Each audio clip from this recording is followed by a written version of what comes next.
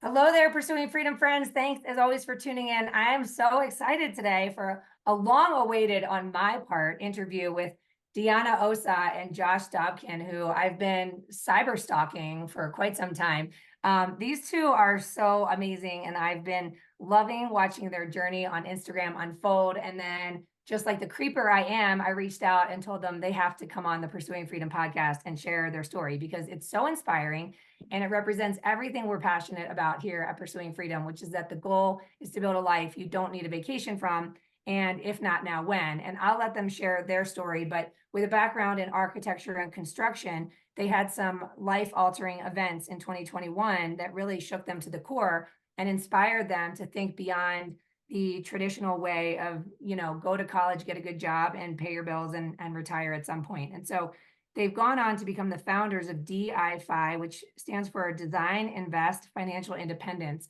And they've not only created financial independence for themselves in such a short time that they're literally currently at the crossroads of quitting their W-2s, but they've also become passionate about helping others through their real estate investing and their midterm rentals and their design background. So on and on it goes. I'm going to pass the mic over to Deanna here to just introduce yourself, and then Josh, and share a little bit about the backstory and then how it's kind of unfolded from that 2020 into 2021 and where you are today, because it's been such a rapid trajectory and it's been really fun to watch. So I'd love to hear it. Thank you so much for having us. Like you said, I'm Deanna. I was born and raised in Medellin, Colombia. I came to the US to study architecture, did everything I was told you're supposed to do to be successful. I did undergrad, 2 masters, got my licensure, always trying to be the best at my job. And yeah, like you said, we had a pretty rough time a few years ago in 2021, which is really what got us started with real estate. But I'll let Josh introduce himself.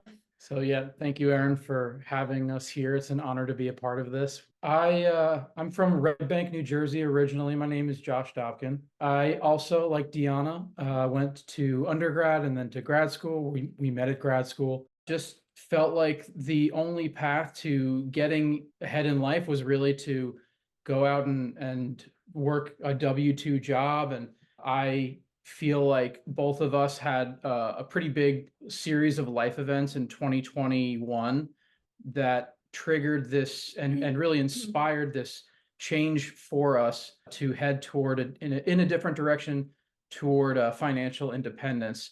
And it wasn't necessarily just for the purpose of leaving our jobs, because we've actually really enjoyed the work that we do for our jobs, but it's to make the work optional in a way that allows us to still flex our creative muscles through architecture and through our jobs, and then also for ourselves and some of the things that we're pursuing outside of that. So talk to me about what happened in 2021 and then how this journey began, because it's amazing. Just to take you back to really what got us started was we were living in Seattle. Obviously, everyone got affected by the pandemic pretty hardly. We were living in this beautiful apartment that at the time I wish we had known real estate, because Josh's company was actually paying for all of our living expenses, all of our housing expenses, because they had moved him to Seattle to work for a project that he was doing in Seattle. But then when 2020 started and COVID started, I think I was the one who started questioning a lot of like where our lives were going, what kind of life we wanted to lead. Being international myself, it had been a few years since I had been able to go home, because I had always had deadlines and projects, and there was always something that came first. And as well, like me not having a permanent residence at the time made it really challenging for me to travel home and see my family. Well, you also needed to have a job like right out of school. Correct. I as an international student, you're only given 60 days to get a job. And if you don't get a job within your field within those 60 days after graduating, you have to leave the country. My whole life has been about like just thinking 10 steps ahead of everyone else, just because I haven't had the privileges or the luxuries of I'll just figure it out. So I feel like I've always been trying to figure my life out ahead of time because of those constraints. That started kind of putting a thought in my head at the time during 2020, being in the pandemic, being how hard it was to, obviously it was a very terrifying time for everyone. Early 2021, my dad he had COVID. It was a really terrifying time because I feel like 2020 was a little like people still figuring out what it was and people being more careful. Like in 2020, when my dad got hit, was really when hospitals were at their max capacity, that everything in the news was like, there's no more beds, there's no more ventilators. Like that was when my dad got COVID. Obviously, like I'm in Seattle, my first intuition was I need to go home. Like I need to leave everything and go home and take care of my dad. Like looking back, I'm always like amazed of what he accomplished and what he did. His life and his perspective is always, now 2 years later, I constantly find myself thinking about like what would he have done, or how would he have taken certain challenges. Like he was an entrepreneur himself. He had his own company. He went bankrupt when we were children. To me, it's amazing. Like he, instead of going and getting another job, which is probably what most people would do, especially when you have a family of 5 kids at home, my dad just started another business. So anyways, it was a very challenging situation, especially seeing like someone so strong and someone that had worked his whole life for the moment that he could retire. And he was finally at the cusp of retiring. And he was building this new house to enjoy with his grandkids. And that was his whole dream. Literally within 4 months, I just saw him. I had never seen him cry. I had never seen him as terrified as I saw him in the hospital when he was fighting for his life. That changed everything for me. 4 months later, he passes away. He's not able to survive COVID. Granted, at this point, we had been fighting for 6 years with Josh's dad, who had been diagnosed with cancer. What got us all started is I came back to the US in the summer without my dad. My whole life had changed. And then Josh's dad was in decline. And 2 months later, Josh's dad passes away as well. I feel like a part of the story that I don't want to speak for you, but a lot of you having to be in the hospital while you were still working, like there's this whole interaction of that I think you go into. Yeah, like obviously my job has been amazing to me. And even though I am walking away at this moment, I have nothing but gratitude for them. But it is the reality of being dependent on a job and on a salary. I was, for 4 months that I was living in Colombia, taking care of my dad, I was doing his PT, or he needed care 24/7. And because of the lack of nurses, like we had to have someone there with him 24 hours a day. During this whole time, I'm like in the hospital having Zoom calls. I'm in like wearing masks and all PPE in the hospital while having Zoom calls and working on projects and dealing with clients and deadlines while my dad is in his bed in a coma dying.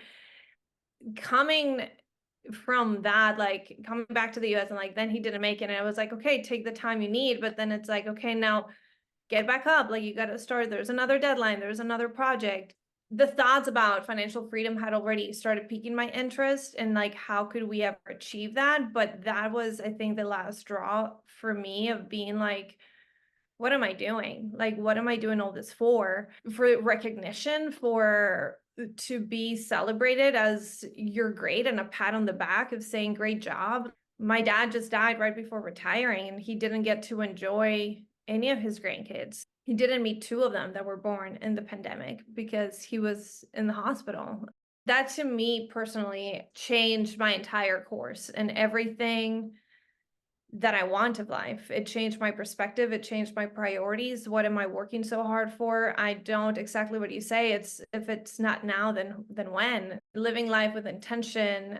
For me, the path to freedom, it hasn't been about the money. I think it has really come like full circle of going back to like being able to live a life that I will be proud of and not be scared that we're not going to be here tomorrow. And I keep waiting for when I achieve this, I'll be able to do this. That waiting game, I just don't want to live like that anymore. And I think that relates a lot to what happened to Josh with his dad. Yeah, with my father, I knew he was diagnosed with multiple myeloma, which is it's a blood cancer, incurable. somewhat manageable, at least in certain forms. He was diagnosed in 2015 while we were both still in grad school. And that was tough at that point, and it never really fully got easier, but it did push me. I was working toward going into construction specifically, and it did motivate me to be like, go out and do the thing that you really want to do. Focus yourself in design. So I actually turned down an application and I ended up going into a whole nother career path that way, which is how I ended up coming to Seattle, and Deanna and I reconnected there after a couple of years of long distance relationship. My dad was a physician and knew a lot more than I could imagine wanting to know about how his diagnosis, how his prognosis was going to be handled, and really spent all of his time fixated on trying to cure himself, or what he could do to take care of it. And he didn't enjoy his time when he could still. I mean, when I was home and able to, we did get to spend some quality time together, and I was very intentional in doing so. And the irony of that is that we were, both of us together were very intentional in spending time with him, and in a way didn't have that intention because we thought we had more time with Deanna's father and more time with Deanna's family as a result. COVID comes around, and my parents at the time still living in New Jersey in the Red Bank area, and I'm living in Seattle, and I'm struggling because I know I have this project I'm on site in construction for in Seattle. And I keep on telling myself, when this project's done, I'm going to take that trip I've always wanted to take with him. I wanted to get a camper van and like drive across the country with him. And I was going to take a couple months off of work, and all the things that we tell ourselves when we have to push toward a big deadline or something, like family can wait, I'll see them later, I'll make that happen later. It wasn't even 3 days after my project ended that my dad passed away. It was 3 days. That was a real gut punch in like the worst possible way, because I think I had been denying a lot of the things to myself along the way, just to feel like I'm okay finishing my project, focus on getting my job done. Those jobs, there's somebody there that can take care of the things you're doing, and they're going to get done. The things that I'm never going to get back are the chance to, spend the time with my father, with my family, with Deanna's family in the same way, with Deanna's father specifically. I think that Deanna felt that shock first, since her father passed away in June of 21. And I felt it in follow-up in October. At that point, we were signing our papers for our first property. So fortunately, at least with my father, he was able to know the direction that we were going in and could see what was happening, and got to know that our first rental we bought, he got to see it. So I'm a little touched by that, at least. But yeah, it was just such a eye-opening experience for us. Deanna losing her father so suddenly and unexpectedly, and me knowing for a very long time and saying, there's still time for me to have with him, when I don't know why I was thinking that way. Yeah, well, I appreciate you guys being vulnerable and sharing that story that I'm sure is still, hard to share without getting choked up. And I've talked about this on the podcast many times and on my social media, that I always have the hashtag, if not now, when, and that it's not a lighthearted cliche, that it stems from a lot of loss. And a lot of people experience loss, and then there's this momentary period of time where you are reminded of the fragility of life, and that you tell yourself you're going to live more purposefully and more intentionally. And then inevitably the hamster wheel starts going again, and you're back on it. And a lot of times I use the analogy of like the train's left the station and I don't even know where it's going half the time. You're just off to the races, just trying to juggle all the balls and keep everything afloat. And, I'll get back to living later. And in the real estate space, we talk a lot about how when the business slows down and money's tight and you're stressing about money, you don't give yourself permission to enjoy the simple pleasures of life or to be happy today, because you're stressed out. And once you get to that outcome that you need and you make more money, then you're going to be able to be happy and relaxed and peaceful and live again. And then the business picks up and you find yourself working long hours and you're working 24/7 and you're burning out. And then you tell yourself, when the business slows down, then I'll give myself permission to relax and have fun and be happy. And it's like, no, you've got to choose that and claim that and make that your priority. So So talk us through, I know it's a kind of a long jump from 2021 to 2024 as we're recording this, but what ensued? Like, you guys were buying that first property in Kansas City, which I don't know if you said that, but I read that before, and you were living in Seattle. Tell us what happened next, because it's pretty wild. A lot of people would joke and say we just needed therapy instead of doing what we've done. But maybe this was our therapy. We just jumped in. I personally think I'm pretty fearless, and I think you've followed suit and has been just like the most supportive I of think I like just trust you in a way that like it's like, all right, well, let's just do this. We'll see where it takes us now. That makes it sound a little aimless. I think it's very intentional. yeah.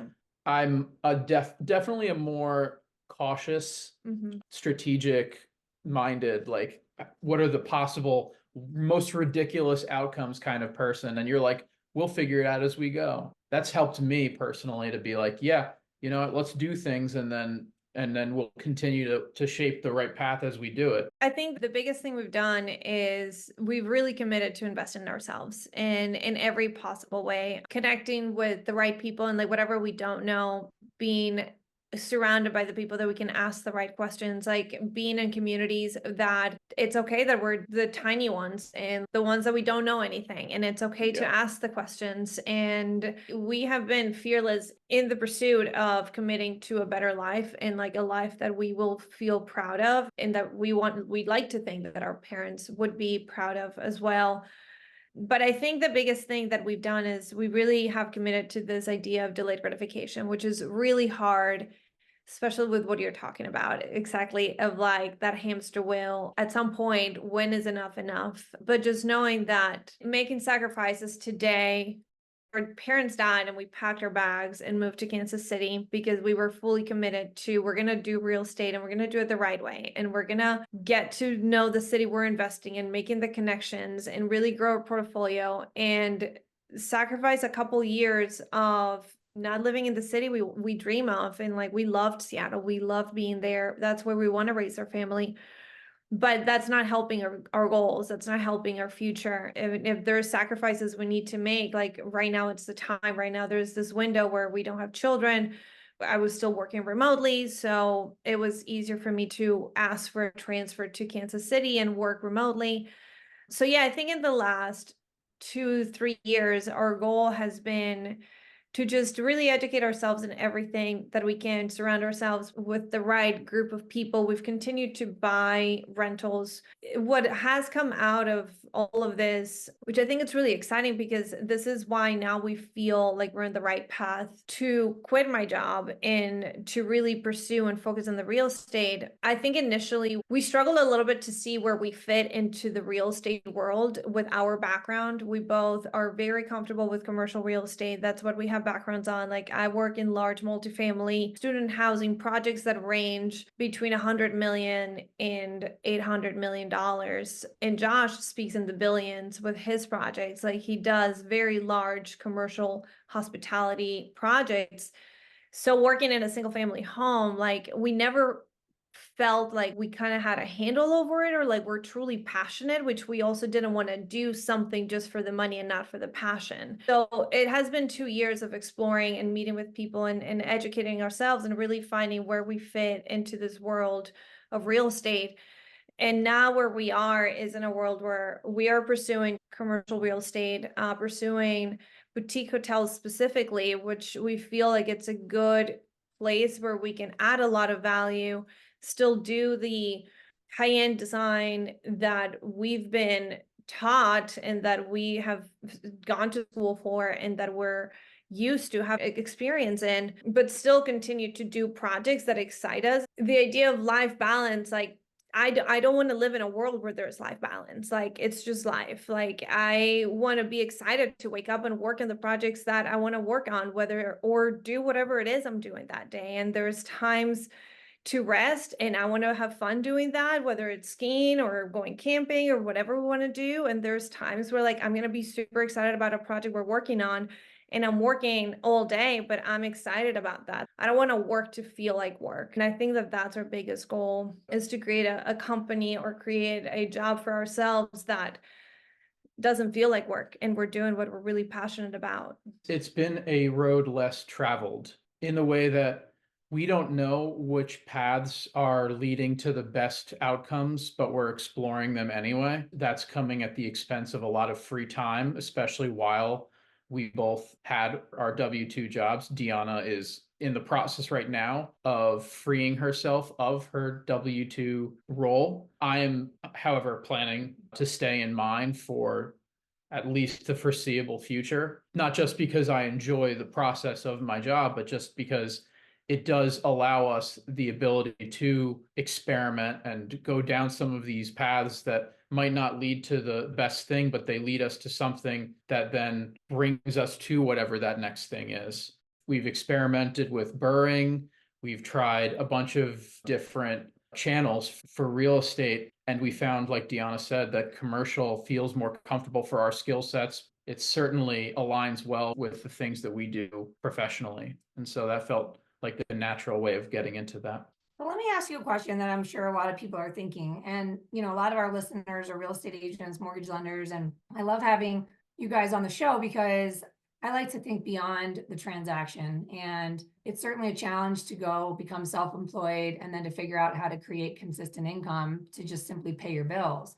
And then what, right? It's like, what happens beyond that? Because once you figure out how to comfortably and confidently develop relationships, nurture relationships, see that convert to transactions and revenue, and then maybe even once you learn to scale your business and enlist the help of others to buy yourself some time, inevitably there's a point at which it's like, okay, I can do this maybe with my eyes closed.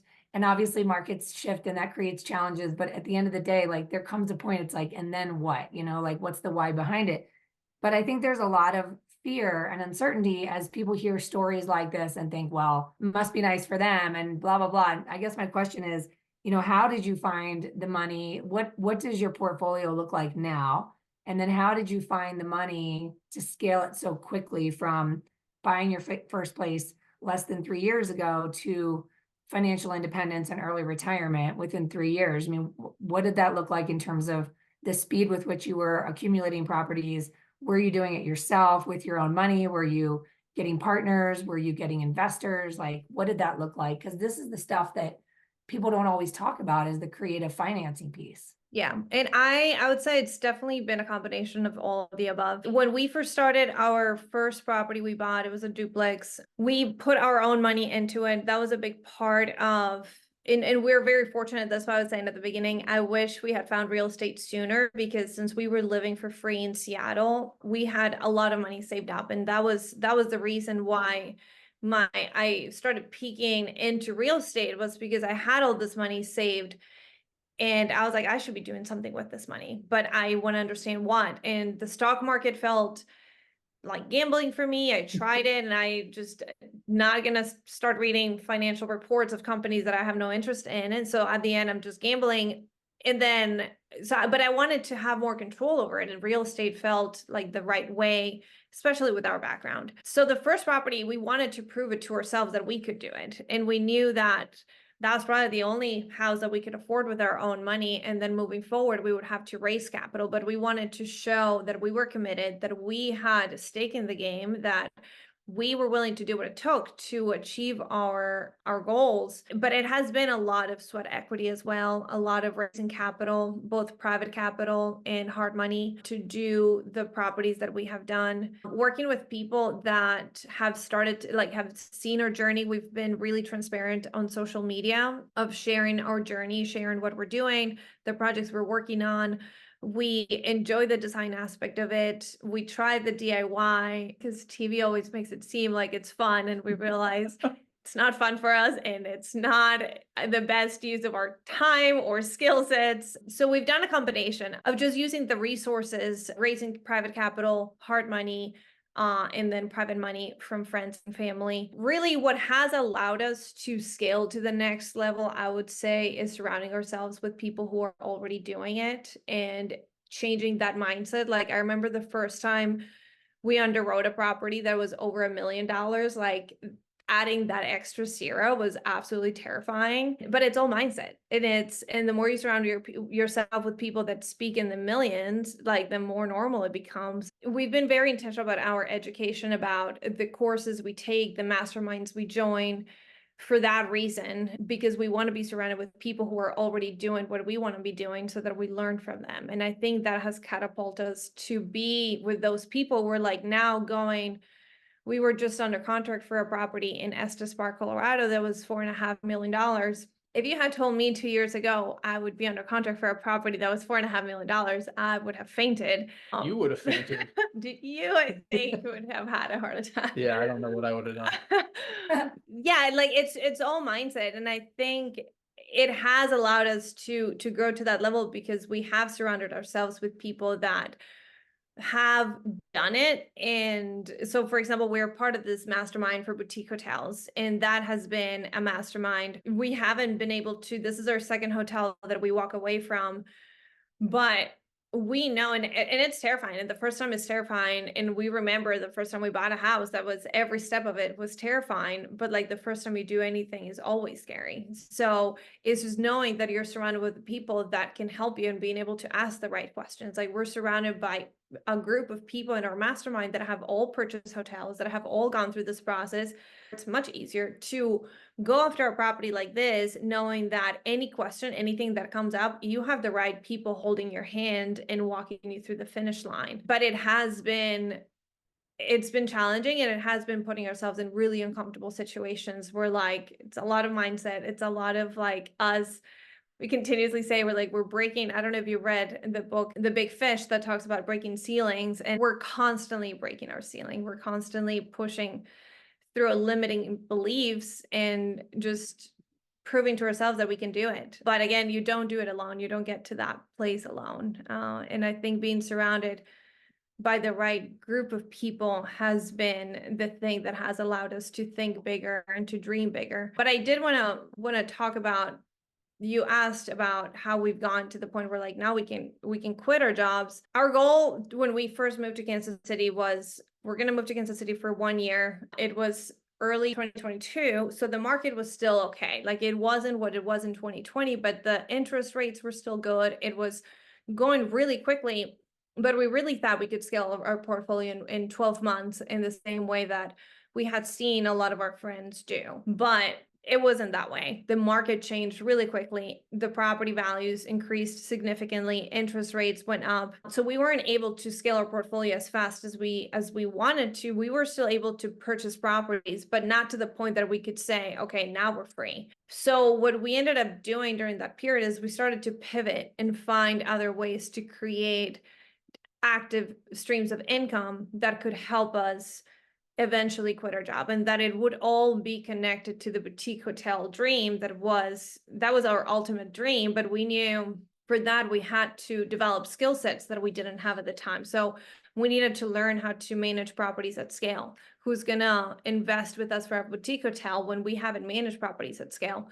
So that was really the reason why we started a co-hosting company for midterm rentals, to really build the backbone of our company of like what one day will become the boutique hotel operations, is just to build that confidence, build that team, build the virtual assistants, build all the systems that we will need for that dream. So that has been one way that we have added to our income, and that has allowed us, for me to like now be able to quit our jobs. And additionally, we have been also helping other investors. This is something that we hope we are able to do a lot more now that I will be out of my job.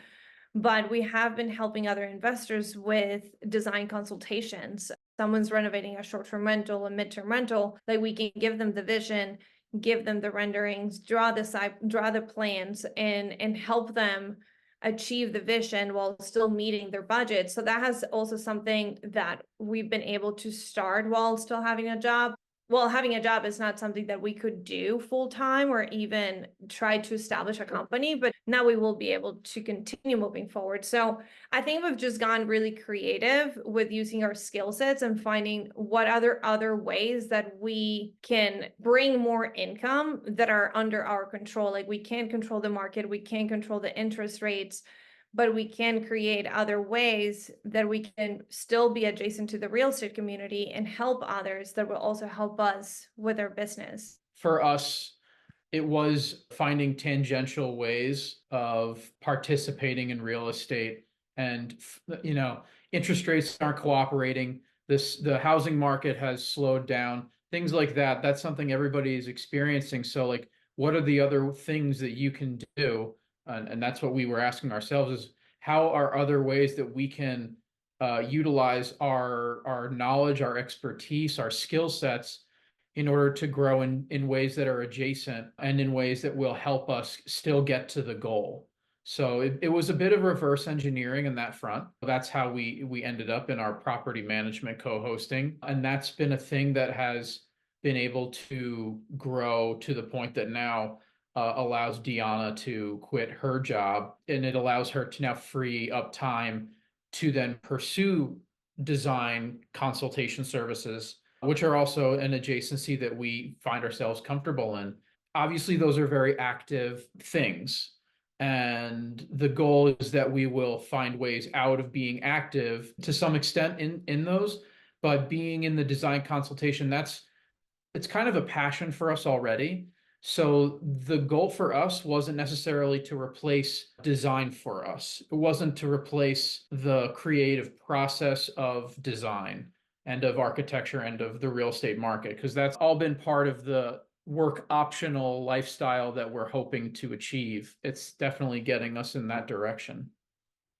I love that. I mean, there's so much gold that you just dropped there. And you talk about things being terrifying. And I always say that, yeah, I mean, it's all terrifying. You look back at all the risks you've taken, they typically turned out okay. Nothing really became catastrophically wrong. And even amidst all the failures, we still stand, right? It's like, so it's almost more terrifying to stay put when things are not quite right.